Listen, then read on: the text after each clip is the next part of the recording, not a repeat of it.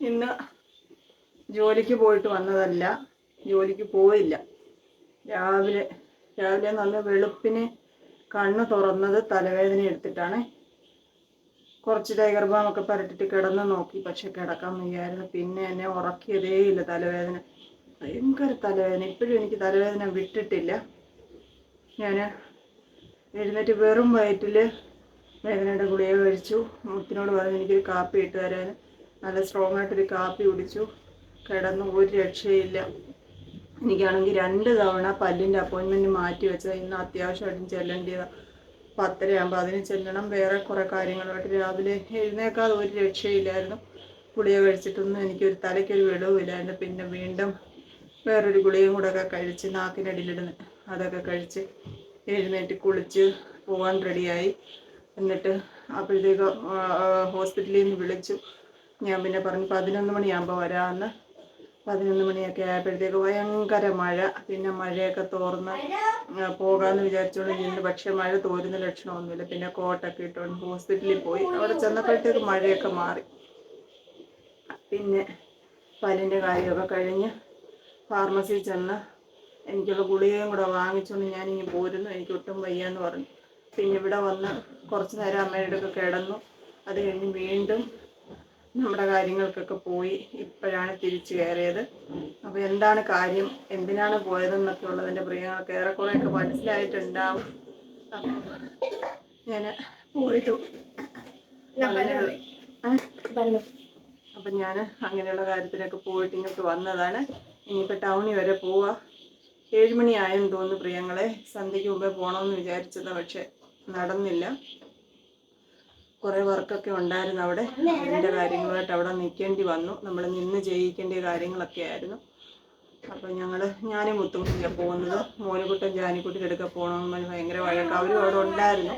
അവർ പോയപ്പോൾ അവരുടെ കൂടെ പോകണമെന്നും പറഞ്ഞു. അപ്പോൾ വന്ന് കുളിച്ചിട്ടൊക്കെ അങ്ങോട്ട് വിടാം എന്ന് വിചാരിച്ചു. അപ്പോൾ മോനുകുട്ടിനെ അവിടെ എത്തിയിട്ട് ഞങ്ങൾ ടൗണിൽ വരെ പോയിട്ട് വരട്ടെ പ്രിയങ്ങളെ. കുറച്ച് സാധനങ്ങൾ, അത്യാവശ്യം കുറച്ച് സാധനങ്ങളൊക്കെ വാങ്ങണം. അപ്പോൾ പോയി വാങ്ങിച്ചുകൊണ്ടൊക്കെ വരാം. വന്നിട്ട് വെളിവുണ്ടെങ്കിൽ, തല ഇപ്പോഴും പെരുത്തിരിക്കുവാണ്, വെളിവുണ്ടെങ്കിൽ എൻ്റെ പ്രിയങ്ങളോട് ബാക്കി വിശേഷങ്ങളൊക്കെ, ഇന്നലത്തെ എൻ്റെ ബാക്കി വിശേഷങ്ങളൊക്കെ പറയാം. അതല്ല എന്നുണ്ടെങ്കിൽ അടുത്ത ദിവസം പറയാം കേട്ടോ. എല്ലാവരും പ്രാർത്ഥിക്കണം. ഒരുപാട് വയ്യാഴികകളുണ്ട്. ഒട്ടും വയ്യ പ്രിയങ്ങൾ, അത്രയ്ക്ക് തല എനിക്ക് പെരുത്തിരിക്കുക. എന്നാ ഒന്ന് കിടക്കാൻ പറ്റുമോ അതുമില്ല. അതാണ് ഇപ്പോഴത്തെ അവസ്ഥ. അപ്പോൾ പോയിട്ട് വരട്ടെ പ്രിയങ്ങളെ. അമ്മക്കിളിയുടെ കൊച്ചു കൊച്ചു വിശേഷങ്ങളിലേക്ക് എല്ലാവർക്കും സ്വാഗതം.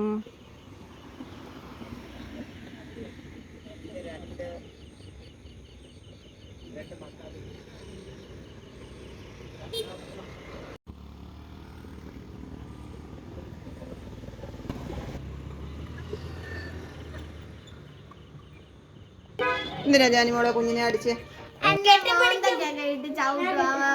ആണോ? കുഞ്ഞോ ജാനിക്കുട്ടിയെ ചവിട്ടിയോ?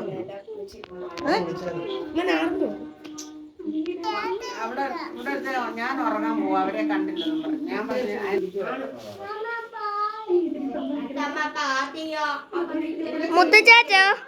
മുത്തുചാച്ച അന്ന് കൊണ്ടുവന്നതിനകത്ത് മയനേസ് ഏതാണ്ടുണ്ടായിരുന്നേ.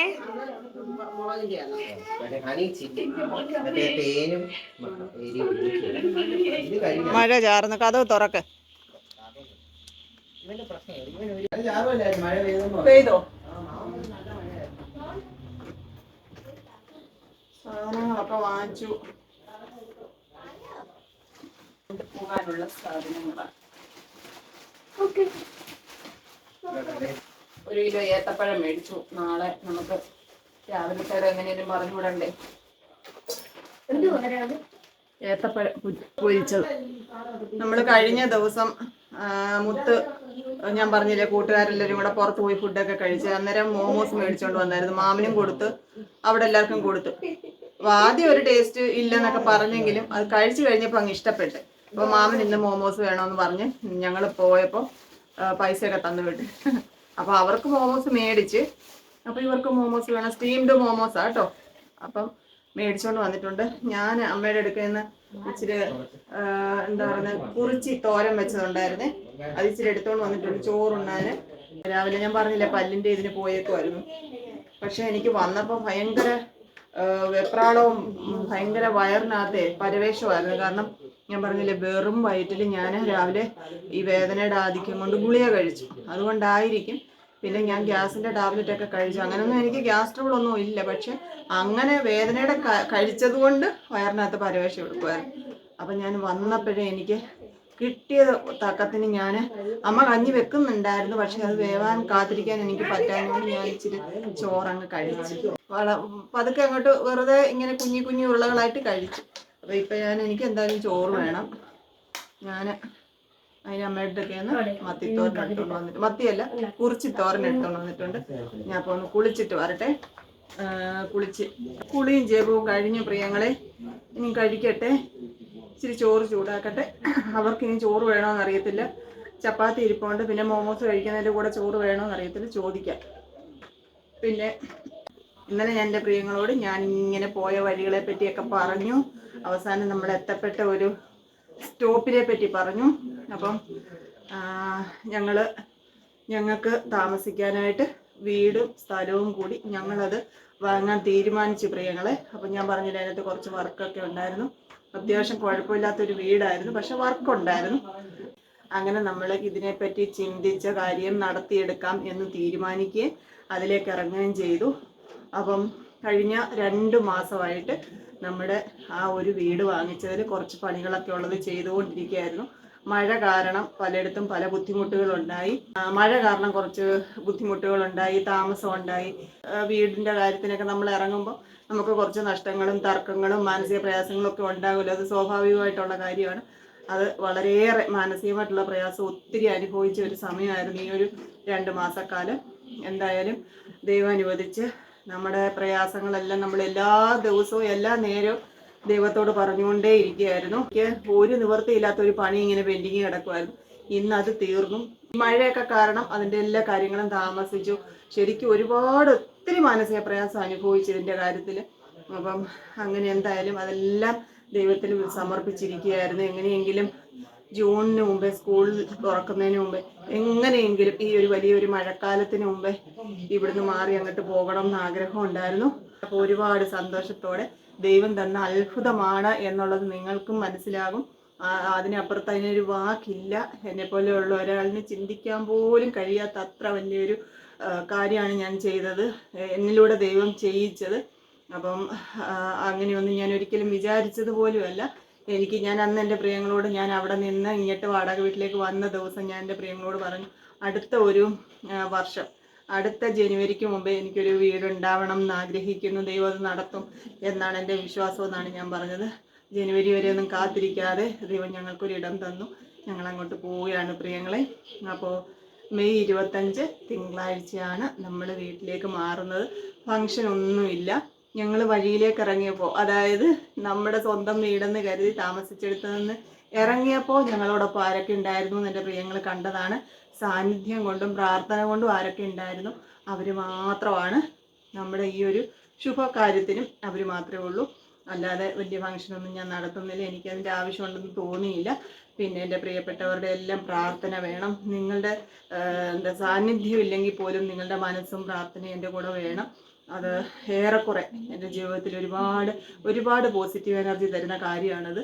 അപ്പോൾ അത് എങ്ങനെയാണ് അത് പറയേണ്ടതെന്ന് എനിക്ക് അറിഞ്ഞുകൂടാ.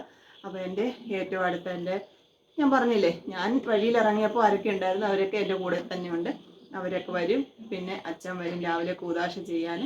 ഞങ്ങൾ അങ്ങോട്ട് പോയി താമസിക്കും, അത്രയേ ഉള്ളൂ. അപ്പോൾ ഞായറാഴ്ച നമ്മൾ സാധനങ്ങളെല്ലാം ഇവിടുന്ന് ഷിഫ്റ്റ് ചെയ്യണമെന്നാണ് വിചാരിക്കുന്നത്. നാളെ ശനിയാഴ്ച ചെന്ന് വീടെല്ലാം ക്ലീൻ ചെയ്യണം. അടുക്കളയൊക്കെ കുറച്ച് ക്ലീൻ ചെയ്യാനൊക്കെ ഉണ്ട്. അപ്പോൾ അതെല്ലാം ക്ലീൻ ചെയ്തിട്ട് ഞായറാഴ്ച നമ്മൾ സാധനങ്ങളൊക്കെ ഷിഫ്റ്റ് ചെയ്ത് കുറച്ചൊക്കെ ഒന്ന് അറേഞ്ച് ചെയ്ത് വെച്ചിട്ട് തിങ്കളാഴ്ച രാവിലെ 9 മണി കഴിയുമ്പോഴത്തേക്കാണ് വീടിൻ്റെ കൂദാശ. അപ്പോൾ അതാണ് നമ്മുടെ ഇനിയുള്ള കുറച്ച് ദിവസങ്ങളിലായിട്ടുള്ള ദൈവം തന്ന ഒരു അനുഗ്രഹം. ഒത്തിരി സന്തോഷവും, ദൈവത്തിനോട് എത്ര നന്ദി പറഞ്ഞാലും തീരുമില്ല. ഞങ്ങൾക്ക് വേണ്ടി പ്രാർത്ഥിച്ച എൻ്റെ പ്രിയങ്ങളോടും ഒരുപാട് സ്നേഹം, ഒരുപാട് സ്നേഹം ഹൃദയം തുറന്ന് പറയുകയാണ്. എനിക്കതിൽ കൂടുതലൊന്നും എനിക്കതിന് വാക്കുകളില്ല പ്രിയങ്ങളെ. അത്രയും ദൈവത്തിനോട് എനിക്ക് എന്താ പറയുക, എനിക്ക് അറിഞ്ഞുകൂടാ. അപ്പോൾ ഞങ്ങൾ അങ്ങോട്ട് മാറാൻ തീരുമാനിച്ചിരിക്കുകയാണ് കേട്ടോ. അപ്പോൾ നമുക്ക് ഇന്നത്തെ ഈ വീഡിയോയ്ക്ക് ശേഷം നാളെ ശനിയാഴ്ച ദിവസം വീഡിയോ എടുക്കാൻ പറ്റുമെന്ന് എനിക്ക് അറിഞ്ഞുകൂടാ. പിന്നെ ചിലപ്പോൾ നമ്മൾ നമ്മുടെ പുതിയ ഇടത്തിൽ ആയിരിക്കും വീഡിയോസൊക്കെ തുടങ്ങുന്നത്. അപ്പോൾ എൻ്റെ പ്രിയപ്പെട്ടവരെല്ലാം ഇതുവരെ എൻ്റെ കൂടെ ഉണ്ടായിരുന്നത് പോലെ അതിലേറെ പ്രാർത്ഥനയോടെ കൂടെ ഉണ്ടാവണം.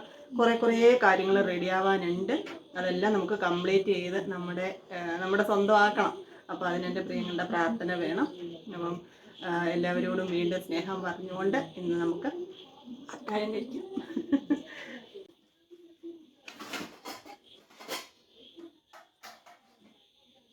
കഴിച്ചോ, ഞാൻ ചോറ് ചൂടാക്കി കഴിക്കാം.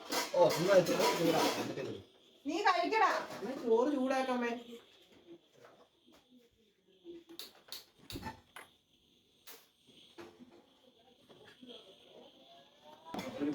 അമ്മാവനന്ന് കൊടുത്തപ്പോ എന്താ വാടാ ഇതെന്നൊക്കെ ചോദിച്ചിട്ട് ഇന്ന് കൊതി പിടിച്ചു. മോമോസ് മേടിച്ചോണ്ട് വരാം.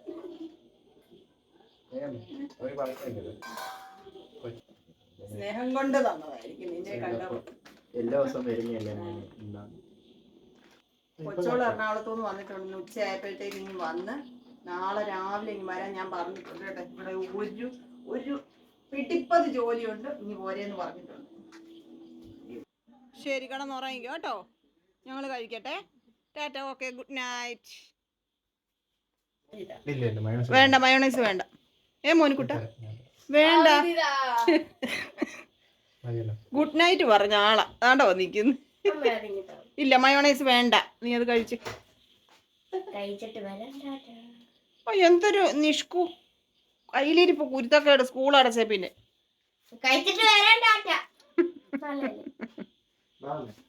ചോറ് വിളമ്പി മെഴുക്കുവരട്ടി എടുത്ത് കുറച്ച് മോട്ടെ. എന്ത് വാടാ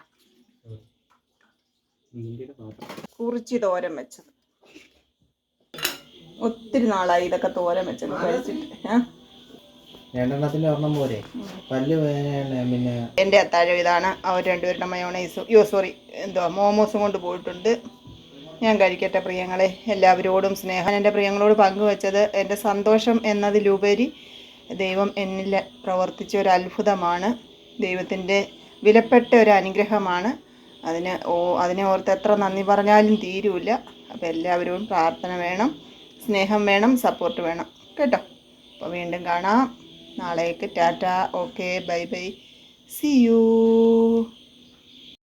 അപ്പോൾ പിറ്റേന്ന് ശനിയാഴ്ച രാവിലെ ഞങ്ങൾ വീട് ക്ലീൻ ചെയ്യാൻ അങ്ങ് പോയി. കൊച്ചോള് രാവിലെ വന്നു. ഞാനും മോനുകുട്ടനും മുത്തും ഇവിടുത്തെ മാമയും കൂടിയാണ്. നല്ല പണിയായിരുന്നു. ശരിക്കും കഷ്ടപ്പെട്ടെല്ലാം ക്ലീൻ ചെയ്തെടുക്കാൻ. അതിൻ്റെ കൂടെ മഴയായിരുന്നതുകൊണ്ട് കുറച്ച് പ്രയാസമായിരുന്നു.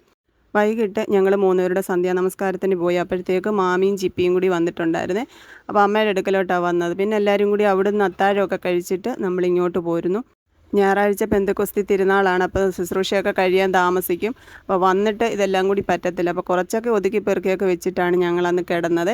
അപ്പോൾ ഞായറാഴ്ച നമ്മളിവിടുന്ന് സാധനങ്ങളൊക്കെ ഷിഫ്റ്റ് ചെയ്യും. അന്നത്തെ വീഡിയോ ഒക്കെ കുറച്ചൊക്കെ എടുത്തിട്ടുണ്ട്. അത് അടുത്ത ദിവസം ഇടാട്ടോ. അപ്പോൾ കഴിഞ്ഞ വീഡിയോയിലൊക്കെ സ്നേഹം കൊണ്ടും സന്തോഷം കൊണ്ടും ദേഷ്യം കൊണ്ടും കമൻറ്റ് ഇട്ടവരോടെല്ലാം ഒരുപാട് താങ്ക്സ് കേട്ടോ. കൊച്ചു കൊച്ചു വീട്ടുവിശേഷങ്ങളുമായി വീണ്ടും കാണാമേ.